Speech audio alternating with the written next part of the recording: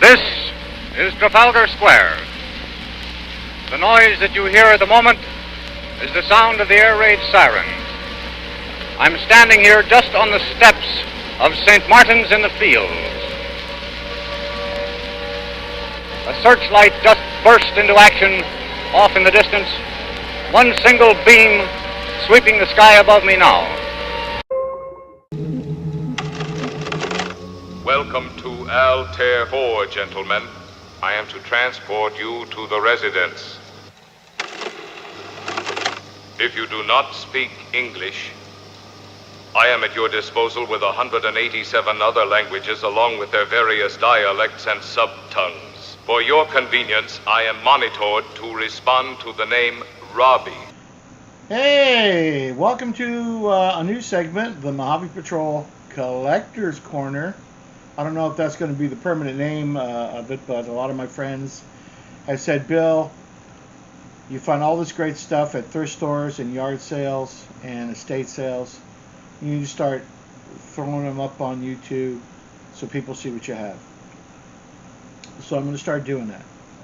And I'm going to tell you one thing. I have purchased a lot of stuff. I'm going to show you one item today. I have purchased a lot of stuff for next to nothing and sold it for hundreds of dollars. And you can do this too.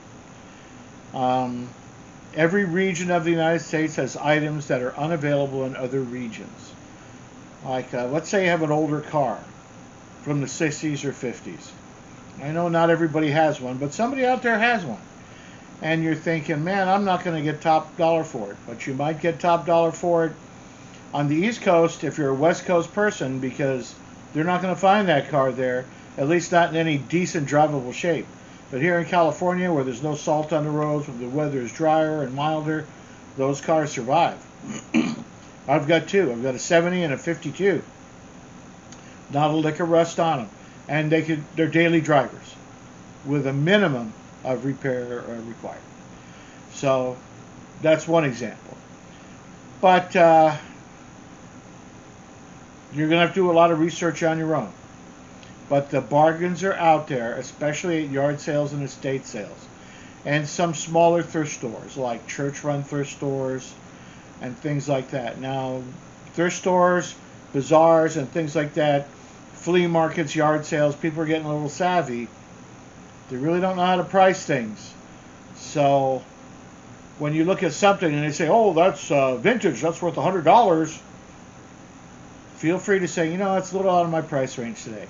And then look around, because you're going to find something that they think is junk that's a gem. So junks to gems. That's how it works. All right? So without further ado, let's get on with it. Take two in 3, 2, 1. So let's get on with our first find here for June, July of 2021. It's a beauty, isn't it? It's a Hallicrafters, Zenith Hallicrafters transoceanic radio. I got this for a whopping $29 at a thrift store. And here's the magical part.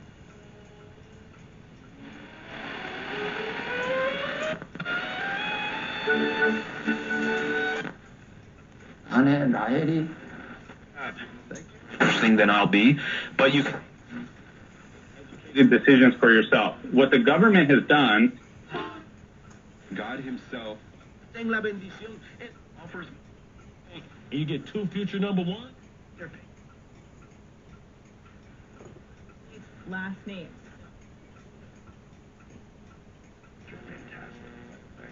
That you wouldn't necessarily think, so I'd be interested. Super complicated to try and make something taste good. But send us. Got some pretty funny ones already, and they're even going after Travis. Travis isn't even here. Don't go after Travis if the guy's not even here. You can do that coming up next. It works. It doesn't work perfectly. Over here,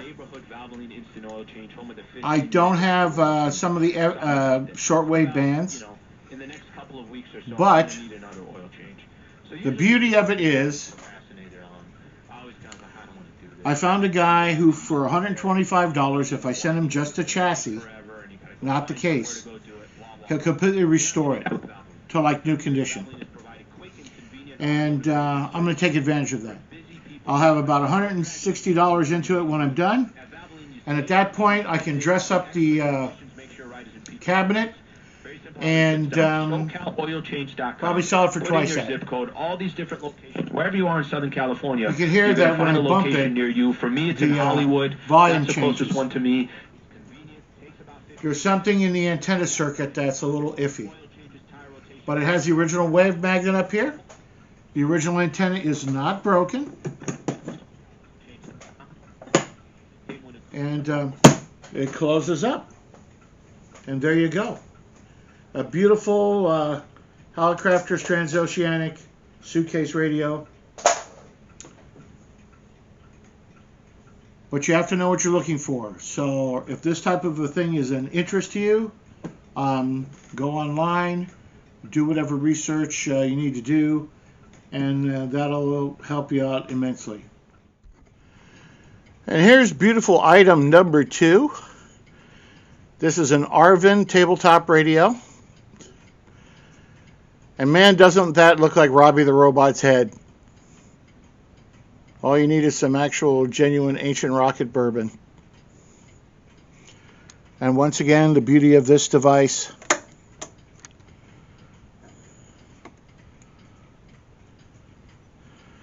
It's vacuum tube powered, so it takes a minute. A news update from Jennifer Inslee, and then you can pick the next topic when we return, all right? Oh, so much pressure. It's KFI AM 640 live everywhere on the iHeart Radio app. Pfizer is reportedly working on a COVID-19 booster shot. Data show the vaccine's ability to prevent infection and symptoms starts to decline after. Sedano, LZ, and Cap. An opportunity in the greatest of America. Not for what you don't. Have you ever asked, why should I pay for what I don't need? When I buy fancy mixed nuts. And of course, a lot of people don't listen to AM anymore.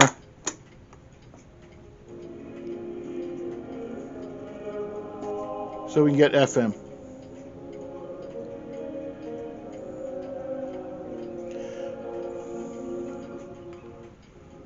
Now, this is not the whole thing. There is a companion set that looks just like this that is an amplifier.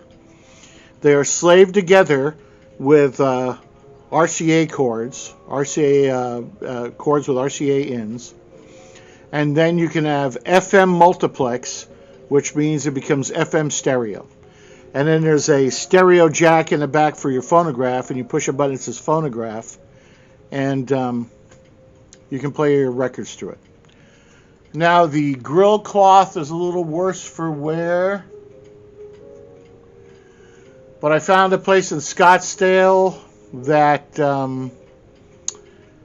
I can purchase this grill cloth new, and it's easy to get this radio apart. It's going to need a lot of cleaning up. I haven't had it apart yet. But to be honest, I don't know if I'm going to do that. I might leave it to the next owner. It was $29. I can sell it for twice that.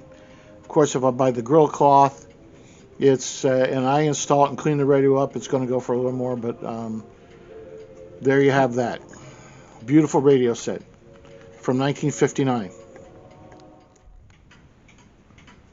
And this is one of my prized possessions. It's a Seiko Shaw clock. Made in Japan between 1919 and 1921. They're rare to find in the United States, at least in this condition. I can bring you in a little closer and you can see this striping. That was an added feature. You had to pay extra for that. To make it look like real wood. The thing is made out of real wood, but they wanted it to look more wood-like. So for a few extra yen, you could get that embellishment on there. Original pendulum. And yes, this is the precursor of the Seiko watch company right here. Seiko Shaw made clocks and scientific instruments and gauges, and eventually the wristwatch. Taken away merrily for more than a century. Now the story behind this, I got this at an estate sale. It was $19. The face had come loose. I had to fix that. But the fact that it exists is a miracle. It was either a bring back by a GI from the Second World War, because the people whose house I got it from said that had been in their house since they were children and they were my age. So they're born in the 50s. Because we firebombed the living bejesus out of Japan, and I don't think a lot of these survived. And here it is. Seiko Sha, 1919 to 1921. It's a beauty. And here are a couple of beauties. Both mid-century modern. Got a really nice telechron on the left and a Finney Walker atomic art clock right there. The Finney Walker does run, which is rare for this movement. These movements are notoriously poor. Yet this one is running. The hands still sort of glow in the dark.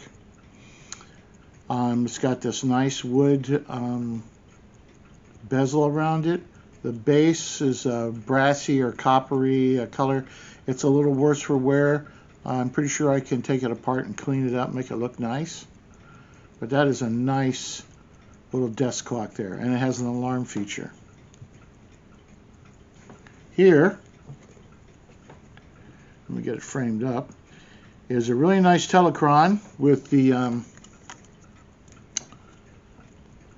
red flag. So if you come home and you see the red flag in that little circle there, just under the 12, that means your power's been off and your clock is no longer accurate. And my television just turned on by itself.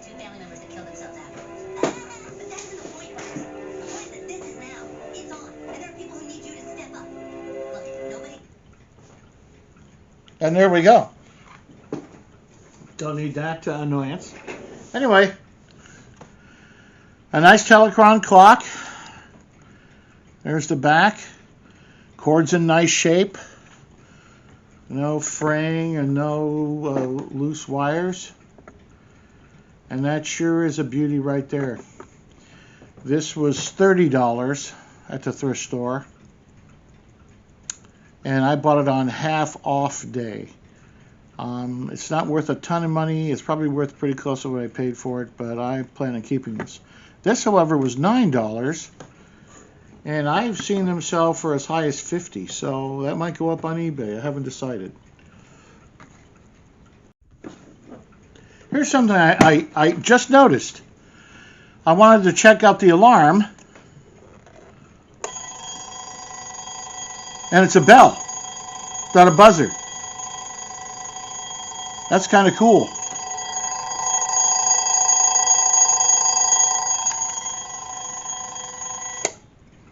That is pretty cool. Bell alarm.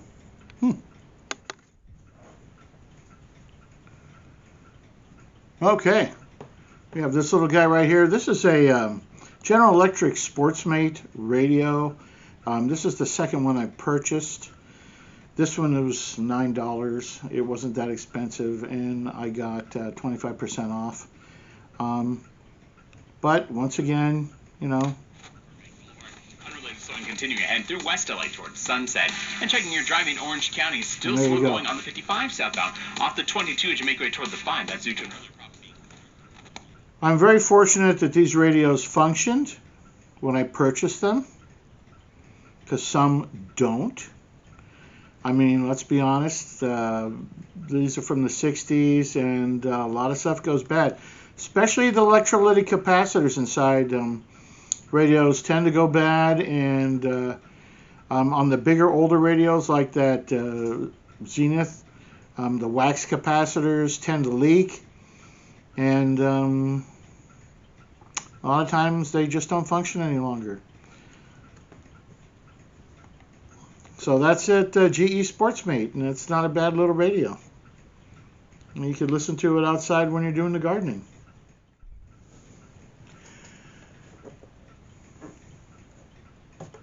And last on the little radio, my little radio collection here. Oh, I have a lot more radios than this, but is this?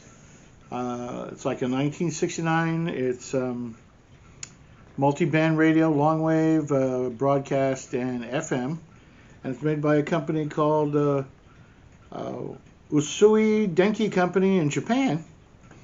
And Japanese radios are pretty damn good. This takes 6D batteries.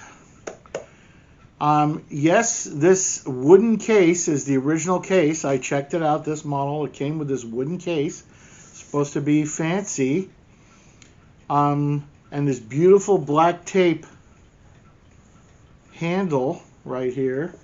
That was already on there when I got it.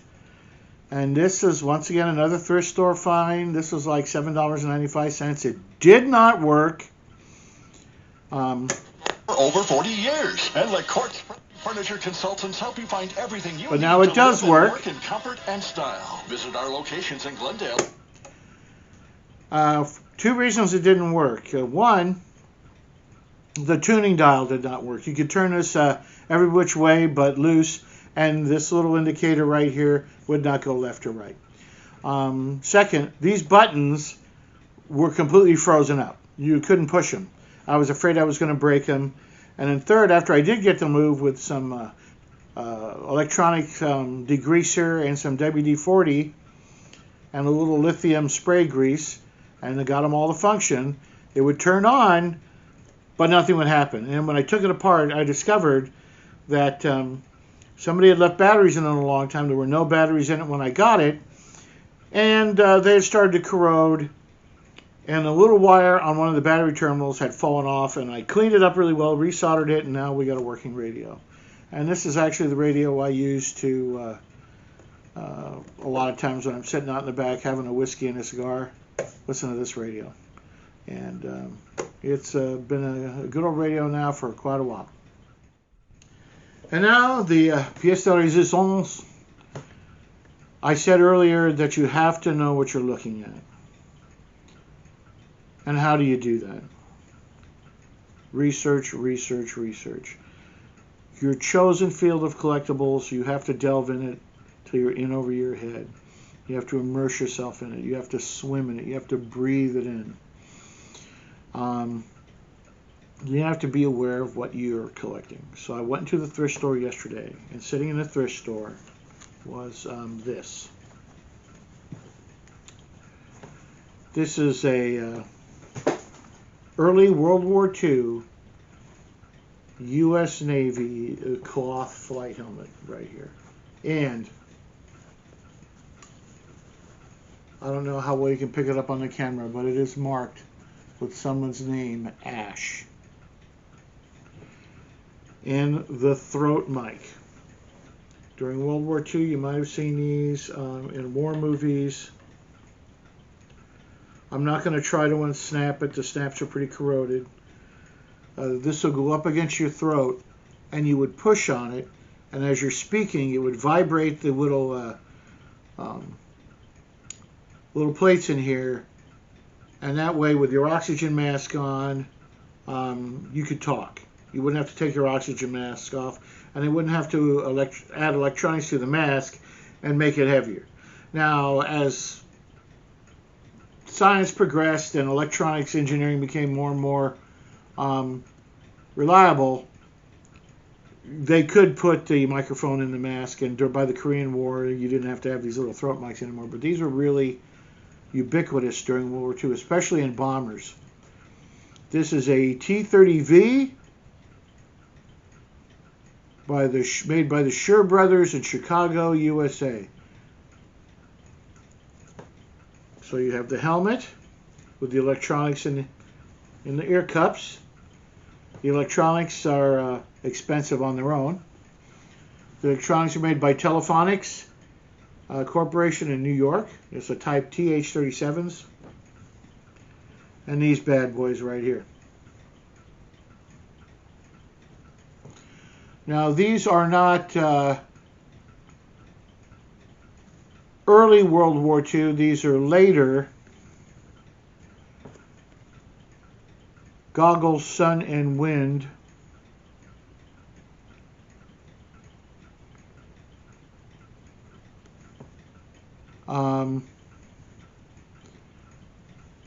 I don't know if they necessarily went with this helmet,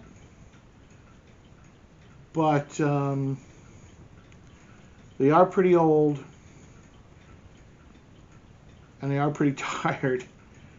I'm going to have to do some more research on these, because if I sell them as a set, I want to be truthful. I saw one of these. Actually, I saw several of them for sale, and the least expensive one I could find was $495, and one sold for $695. But that had original flight goggles, and I'm not sure these are original, so I'm not going to say they are. But I know the throat mic and the headsets are all contemporary. There you go. Do I dare?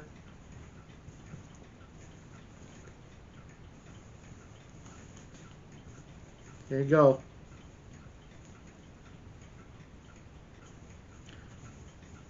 Okay, I had them on, had it on, taking it off. We don't want to do that too much. You can see the insides of these are leather. I haven't tested the earphones because it has this unique jack. And I suppose I could test it somehow, but you know, I don't have any plans to. Anyway, when I get my eBay up and running again, which I haven't had running in quite a while, some of these things will be up there. And there you go. Well, it's about 1 billion degrees in here, and I want to turn the air conditioner back on because I didn't. It was too noisy earlier, so I had to turn it off. But I want to thank you for joining the Mojave Patrol Collector's Corner. And click like and subscribe. Click the little bell. Ding-a-ling-a-ling-a-ling. And stay tuned for more Junk to Gems here on the Mojave Patrol. DuMont, the world's largest organization devoted exclusively to television and electronics. Television receivers, television network, television picture tubes, telecasting equipment, electronic equipment, research. DuMont, first with the finest in television.